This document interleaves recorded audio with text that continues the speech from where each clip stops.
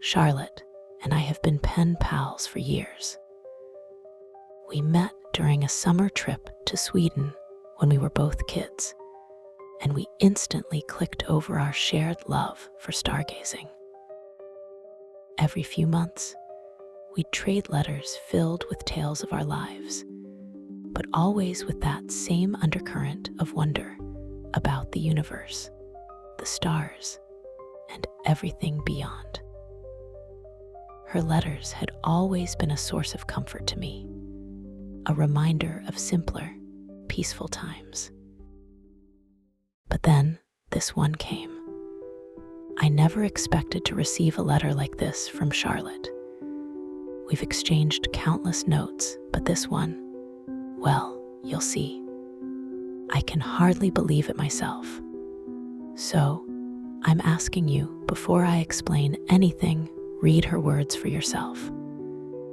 Maybe, just maybe, you'll understand why I'm so terrified. Here's the letter she sent me. My dearest Eleanor, the familiar, comforting blanket of night has become a suffocating shroud of dread. And I'm writing this while a small part of me still hopes you are far away from this. It started innocently enough, a strange anomaly I dismissed as tired ice and the late night chill. You know how I love to lie on the old picnic blanket in the backyard, head in the grass and drink in the heavens. But last Tuesday, the celestial dance felt wrong. The great bear, that familiar guide, had lost some of her children. Ursa Major was noticeably diminished. Several of her stars simply gone, vanished as if a cosmic eraser had swept across the tapestry of the night. I chalked it up to light pollution, or perhaps some odd atmospheric interference. But every night since then, the emptiness has grown. Wednesday, I noticed the constellation of Leo, usually so proud and prominent, was just skeletal. It was as if someone had taken pinches of stars and simply plucked them from their appointed places. By Thursday, Orion, my favorite, had begun to unravel. The brilliant belt, once a bright and steady line, now looked like a broken string of pearls. I swear, I paced my room that night, convinced I was either going mad or succumbing to some strange new form of astigmatism. I even tried to use my old telescope, hoping to see some explanation. A new nebula, perhaps, or some rare planetary alignment. But through the lens, the gaps were even more horrifying. They weren't blank. They were almost blank. It was like peering into a dark mirror. The slight, almost imperceptible shift in the air was the only thing giving the illusion of something being there. It was like the emptiness itself had a presence. I began to frantically chart the sky, matching star maps to what I could see and what was gone.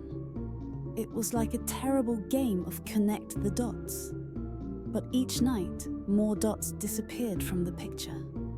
I tried to rationalize it, to find some scientific explanation, but I couldn't. My logical mind refused to accept the only conclusion my creeping fear was screaming at me. And then came last night, Friday Cygnus, the swan, a splash of bright white across the Milky Way, was almost gone. Only a few faint embers remained, like dying flames.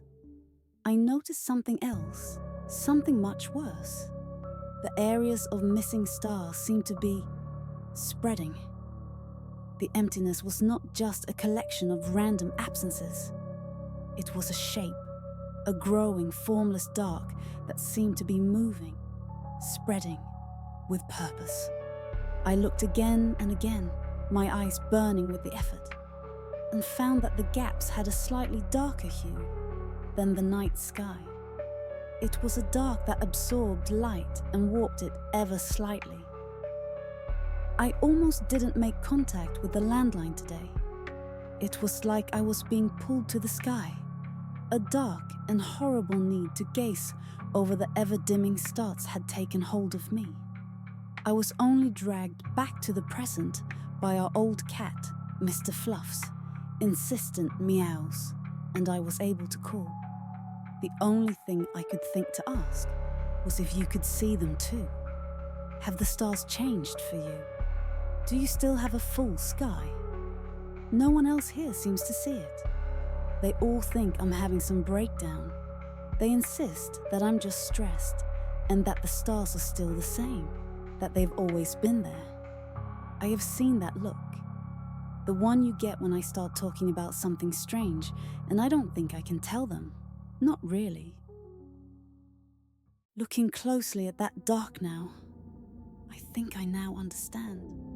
The stars aren't vanishing. Not really. They're being blocked. They are behind something vast and unknown. Something so massive that it's slowly eclipsing the entire celestial sphere. It's not an astronomical phenomenon, Eleanor. It's a being, I think. A dark leviathan of space, a thing from beyond the reach of any telescope. And it's on its way here. I don't know what it means, what it wants. All I know is that the growing darkness is getting closer. Soon, I fear, the stars will be completely gone, and we will be left in the shadow of something unimaginable. I wanted you to know if anything happens to me. I wanted you to know I was looking up. Please, Eleanor, be careful, and pray you don't see what I see.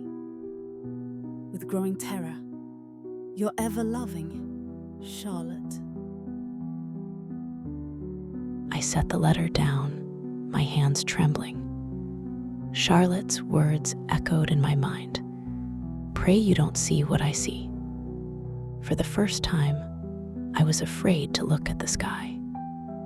The stars, once comforting, now felt fragile, like they were barely holding back something vast and unspeakable. What had she seen? And why did I feel like it was already too late to look away?